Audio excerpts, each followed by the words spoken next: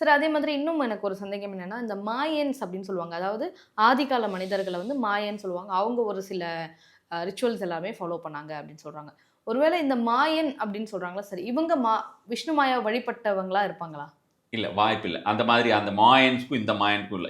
இந்த மாயா அப்படின்ற ஒரு விஷயத்தை பொறுத்தவரைக்கும் டோட்டலி வந்து மாயா அப்படின்னா இல்யூஷன் அப்படின்ற மாரியான விஷயங்களா. ம்.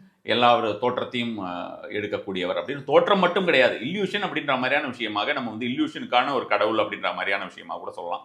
இல்யூஷனுக்கான ஒரு கடவுள் அப்படின்னு சொல்லலாம்னா, இன்னும் நம்ம வந்து அத வந்து டீப்பா இன்டர்பிரெட் பண்ணி பார்க்கும்போது, இல்யூஷன் அப்படின்ற ஒரு விஷயம் வந்து பார்த்தோம்னா, வாழ்க்கையில கொடுக்கக்கூடியது யார் அப்படின்னு பார்த்தோம்னா ராகு. ம். ராகுவ தான் நம்ம வந்து மாயா அப்படின்னு சொல்லுவோம். மாயா அந்த இல்யூஷன் எந்த மாதிரியா அதாவது ராகு இருக்கக்கூடிய நிலையை பொறுத்தவரைக்கும் எந்த இடத்துல அவர் வந்து இருக்கிறாரோ, அந்த வீட்டுக்கு உண்டான ஒரு மாயத்தை குடுப்பார். ம். எல்லா விதமாவும் பயங்கரமா ஒரு மாயத்தை வந்து மாயத் தோற்றத்தை உண்டு பண்ணிக்கொண்டே இருப்பார். நமக்கு மனசுக்குள்ள அது அந்த ஒரு கிரேவிங் இருக்கும்.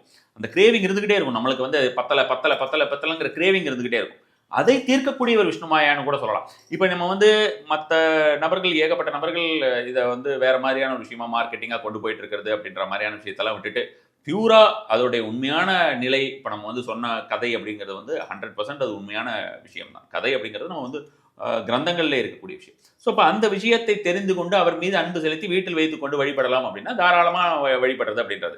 அந்த ஃபோட்டோக்குள்ள உங்களுக்கு அந்த அவங்க 390 குட்டி சாத்தன் அப்படின்ற மாதிரியான விஷயமா எல்லாத்தையும் அவங்களால அதை போட முடியாது.